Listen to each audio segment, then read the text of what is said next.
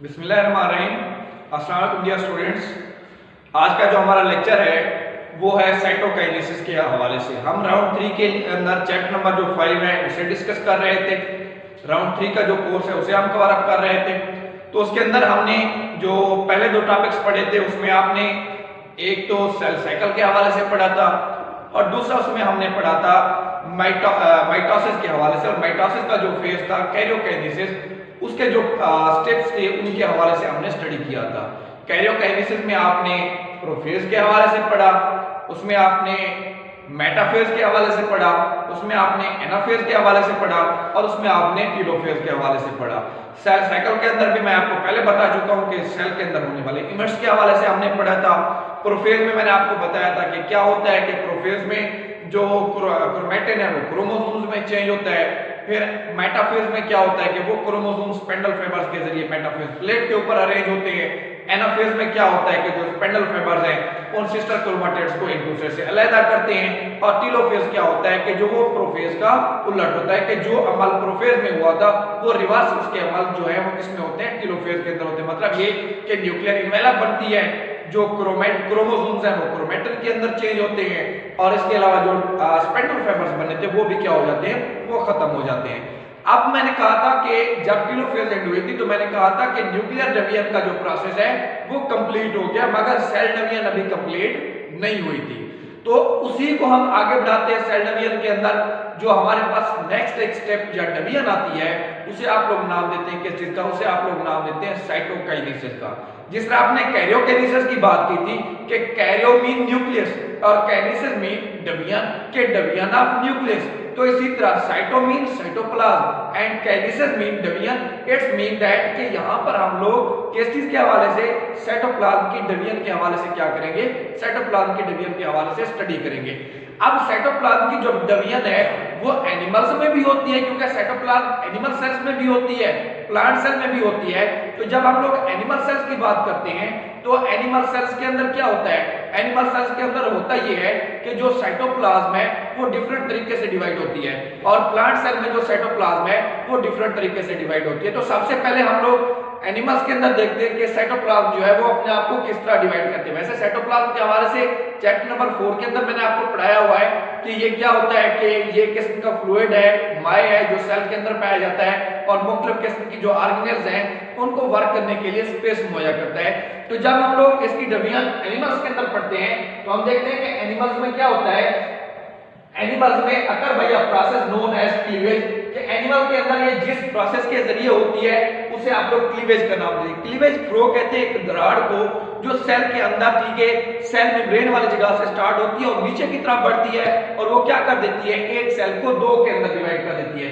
Cleavage furrow develop where metaphase plate form, जहां पर cell के अंदर मेटाफेज प्लेट बनती है तो वहां पर ये क्लीवेज फ्लो जो है वो बनती है। और ये याद रखना है कि क्लीवेज फ्लो सेल मेम्ब्रेन के अंदर ही बनती है। सेल मेम्ब्रेन ही नीचे की तरफ क्या करती है, डीपर मूव करती है और वो एक सेल को क्या करती है, दो के अंदर डिवाइड करती है। मेटाफेज प्लेट, मेटाफेज के अंदर मैंने आपको बताया था कि मेटाफेज के अंदर क्या होता है कि जो क्रोमोसोम्स हैं वो सेल के इक्वेटर के ऊपर अपने आप को क्या करते हैं, अरेंज करते हैं।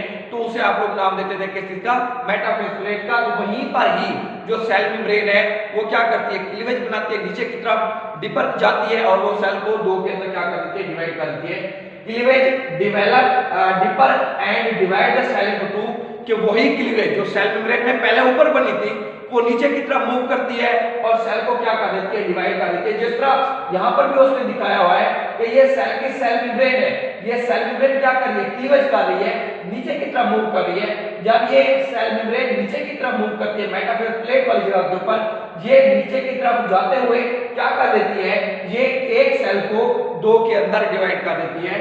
तो ये सेल उसने दिखाया और ये सेल के अंदर उसने न्यूक्लियस वाला पोर्शन दिखाया है। यानी कि एनिमल के अंदर जब भी साइटोप्लाज्म जो है वो डिवाइड करेगी, वो साइटोप्लाज्म डिवाइड कैसे करेगी, वो साइटोप्लाज्म डिवाइड करने के लिए क्लीवेज फ्लो वाला जो मेथड है उसे अपनाती है। इसी तरह अगर हम लोग प्लांट सेल की बात करते हैं तो प्लांट सेल के अंदर डिवीजन कुछ मुख्तलिफ होती है। प्लांट सेल में क्या होता है, प्लांट सेल में होता यह है कि जो वेसिकल्स होती है, जो गाल्जी अपरेटस से वेसिकल्स बनती है वो सेल की दरमियानी जगह में जमा होना शुरू हो जाती है। फिर क्या होता है कि वो जितना भी वेसिकल सेल्स के मिडल में जमा हुई थी वो आपस में फ्यूज होती हैं, आपस में मिल जाती हैं।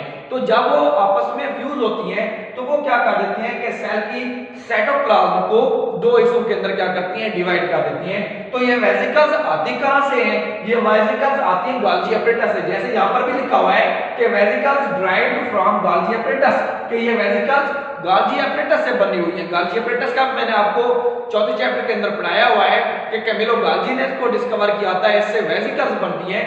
तो ये वही गोल्गी एपरेटस है जो वेसिकल देता है किस चीज को, प्लांट सेल्स को बनाकर देता है, और वो वेसिकल्स क्या करती हैं, सेल की दरमियानी जगह में क्या होती हैं, इकट्ठी होती हैं। और उसके बाद जब वो वेसिकल्स बन जाती हैं तो वेसिकल मूव करती हैं to middle of the cell, cell के मिडल के अंदर, and fuse to form membrane bond. ठीक है, डिस्क वो क्या करती हैं, आपस में फ्यूज होती हैं और वो एक मेम्ब्रेन बॉन्ड जो डिस्क है वो बनाती है। वो मेम्ब्रेन बॉन्ड डिस्क आगे जाकर क्या कहलाती है, वो मेम्ब्रेन बॉन्ड डिस्क आगे जाकर फ्रेगमोप्लास्ट कहलाती है। और वो फ्रेगमोप्लास्ट क्या करता है, वो फ्रेगमोप्लास्ट जो है एक पेरेंट सेल्स को कितना के अंदर, एक पेरेंट सेल को दो सेल के अंदर डिवाइड कर देता है। जैसे डायग्राम में भी दिखाया गया है कि ये एक पेरेंट सेल है, यहाँ पर क्या हो रहा है कि वेसिकल्स इकट्ठी हो रही हैं, वो वेसिकल इकट्ठे होकर फ्यूज होती हैं, फ्यूज होने के बाद क्या बनाती हैं, फ्रेगमोप्लास्ट बनाती हैं। और वो फ्रेगमोप्लास्ट क्या करता है, एक पेरेंट सेल को कितना के अंदर, दो डॉटर सेल के अंदर डिवाइड कर देता है। तो इस मेथड के जरिए जो प्लांट की साइटोप्लाज्म है वो क्या करती है, डिवाइड करती है, मतलब कि फ्रेगमोप्लास्ट के जरिए। जबकि जो एनिमल की साइटोप्लाज्म है ये क्लीवेज फ्लो के लिए क्या करती है, डिवाइड करती है। तो ये आपने याद रखना है कि ये दोनों शॉर्ट भी लगते हैं कि डिफाइंड क्लीवेज फ्लो और डिफाइंड फ्रेगमोप्लास्ट। या आपसे फर्क भी पूछ सकता है कि प्लांट की साइटोप्लाज्म और एनिमल की साइटोप्लाज्म कैसे डिवाइड होती है, एक्सप्लेन इट। तो दोनों तरीकों से ये सवाल बहुत इंपॉर्टेंट होता है, एग्जाम के अंदर मोस्टली तौर पर लगता है, तो इसको आपने अच्छे तरीके से प्रिपेयर करना है। इसके अलावा अगर इसमें कोई बात आपको समझ नहीं आती तो आप कॉल के जरिए या व्हाट्सएप के जरिए मुझसे पूछ सकते हैं। अल्लाह हाफिज़।